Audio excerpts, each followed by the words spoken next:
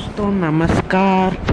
आज हम हिंदी के व्याकरण वाटिका कक्षा 8 के किताब के पहले चैप्टर को पढ़ने जा रहे हैं। तो चलिए शुरू करते हैं। तो दोस्तों पहले चैप्टर का नाम है भाषा, बोली, लिपि और व्याकरण। तो चलिए शुरू करते हैं। तो सबसे पहले भाषा। दोस्तों ये यहाँ पे डिस्क्रिप्शन दिया गया है, आप चाहें तो इसे पढ़ सकते हैं। वीडियो पॉज करके हम मुद्दे पे आते हैं। तो भाषा दोस्तों वह साधन है जिसके द्वारा मनुष्य अपने मनोभावों व विचारों का आदान प्रदान करता है, भाषा कहलाता है।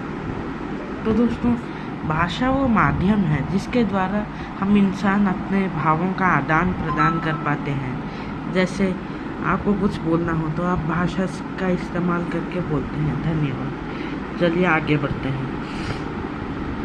चलिए दोस्तों ये इसे छोड़ते हैं, इसका टॉपिक से कोई लेना देना नहीं है। तो चलिए दोस्तों यहाँ पे लिखा गया है भाषा दो प्रकार के होते हैं। एक है मौखिक भाषा और दूसरा है लिखित भाषा।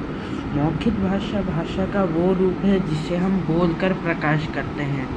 जैसे मैं किसी को बुलाऊंगा, मैं किसी से बातें करूंगा। और लिखित भाषा भाषा का वो रूप होता है जहां हम लिख के अपने भावों और विचारों को प्रकट करते हैं। जैसे मैं किसी को फ़ोन पे मैसेज करूंगा, किसी को पत्र लिखूंगा, चिट्ठी लिखूंगा, अखबार पढ़ूंगा इत्यादि। चलिए अगला विषय है हिंदी भाषा। दोस्तों आप जानते होंगे कि भारत में अनेकों भाषाएं बोली जाती हैं, लेकिन हिंदी भारत में सबसे ज़्यादा बोली जाने वाली भाषा है।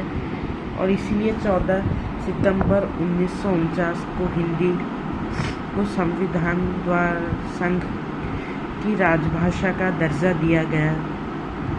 इसलिए हर साल 14 सितंबर को हिंदी दिवस मनाया जाता है। दोस्तों बहुत से लोगों को एक गलत फहमी है कि हिंदी भारत की राष्ट्रभाषा है। दोस्तों ऐसा कुछ नहीं है। हिंदी और अंग्रेज़ी दोनों भारत की राजभाषा है। भारत की कोई राष्ट्रभाषा नहीं है। चलिए आगे बढ़ते हैं। भारतीय संविधान में 22 भारतीय भाषाओं को मान्यता दी गई है। चलिए देखते हैं वो 22 भाषाएं कौन कौन सी हैं।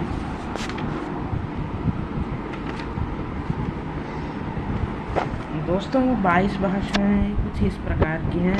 तेलुगु, तमिल, कन्नड़, मलयालम,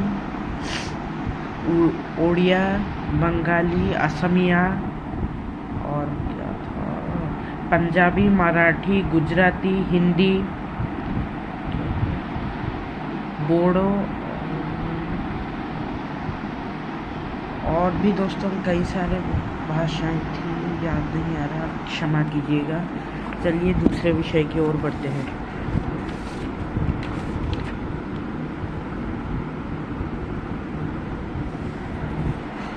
दोस्तों इस पैराग्राफ को थोड़ा मैं आपको समझा देता हूँ।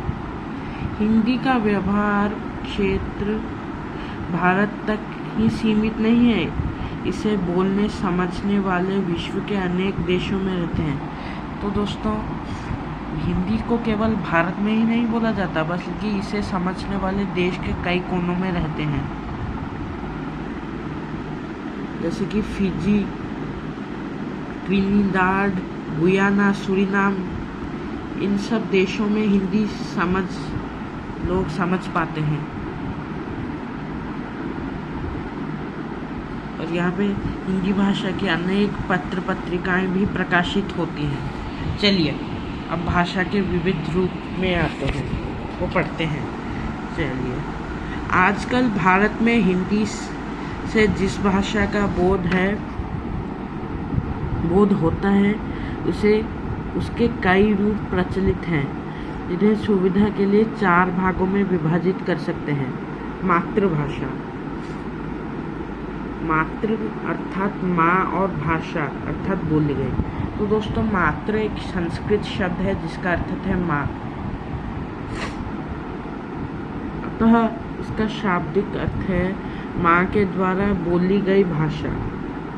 मातृभाषा वह भाषा होती है जिसे बच्चा सबसे पहले माता पिता व परिवार से सीखता है। तो दोस्तों, मातृभाषा वो भाषा होती है जिसे बचपन से ही आपके घर वाले आपको सिखाते हैं। जैसे कि एक पंजाबी परिवार में जन्मे बच्चे की मातृभाषा पंजाबी होगी, एक हिंदी परिवार में जन्मे बच्चे की मातृभाषा हिंदी होगी, एक बंगाली परिवार में जन्मे बच्चे की भाषा बंगाली होगी, एक ओडिया परिवार में जन्मे बच्चे की भाषा ओडिया होगी, वगैरह वगैरह। चलिए आगे बढ़ते हैं। राजभाषा। राजभाषा अर्थात राजकाज की भाषा, शासन की भाषा।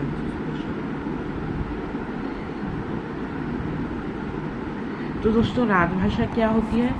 जिस भाषा का प्रयोग सरकारी कामकाज में किया जाता है उसे राजभाषा कहते हैं। माफ़ कीजिएगा दोस्तों, गलती हो गई।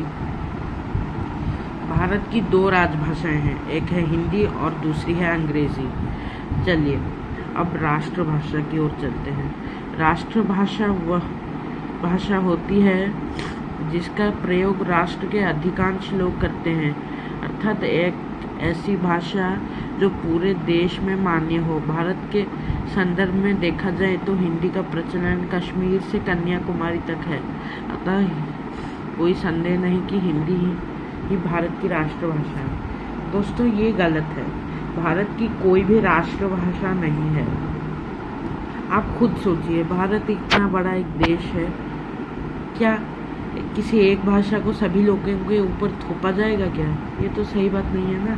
भारत की कोई भी राष्ट्रभाषा नहीं है, राजभाषाएं हैं लेकिन राष्ट्रभाषा कोई नहीं है। चलिए अब उपभाषा की ओर बढ़ते हैं।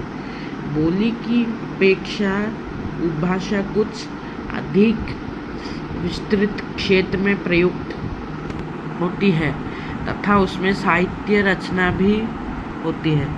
एक उपभाषी क्षेत्र में एक से अधिक बोलियां होती हैं। उदाहरण के लिए बिहारी हिंदी भाषा की उपभाषा। तो दोस्तों, पहले मैं आपको समझाता हूँ कि बोली क्या होती है। दोस्तों, भाषा के सीमित क्षेत्र में बोले जाने वाले रूप को दोस्तों हम बोली कहते हैं। जैसे कि हम हिंदी की बात करें तो इसकी कई सारी बोलियां होती हैं, जैसे खड़ी बोली और पहाड़ी, राजस्थानी, मेवाड़ी, मारवाड़ी। दोस्तों, हिंदी की बोलियों को मुख्यतः 3 भागों में विभाजित किया गया है। पहाड़ी पहाड़ी, बिहारी और राजस्थानी। राजस्थानी में आती है मेवाड़ी, मारवाड़ी इत्यादि, बिहार में भोजपुरी इत्यादि, और पहाड़ी में याद नहीं है, हरियाणवी और ऐसे वगैरह वगैरह। चलिए, भाषा क्या होती है? जब बोली का क्षेत्र बढ़ जाए तो उसे भाषा कहते हैं। यहाँ कुछ उदाहरण दिए गए हैं दोस्तों, और उसमें साहित्य की भी रचना हो जाती है, तब उसे उपभाषा कहते हैं। अब मानक भाषा की ओर बढ़ते हैं। तो मानक भाषा दोस्तों क्या होती है? जिस भाषा को व्याकरणाचार्यों ने भाषा के जिस रूप को दोस्तों व्याकरणाचार्यों ने मान्यता दी हुई होती है कि यह भाषा का सबसे शुद्ध रूप है, उसे मानक भाषा कहते हैं। हिंदी भाषा की मानक भाषा खड़ी बोली है, क्योंकि उसे ज़्यादातर व्याकरणाचार्यों ने शुद्ध भाषा की उपाधि दी है। तो दोस्तों, आज के लिए इतना ही। बाकी बचा कुचा चैप्टर हम अगले वीडियो में कवर करेंगे। धन्यवाद।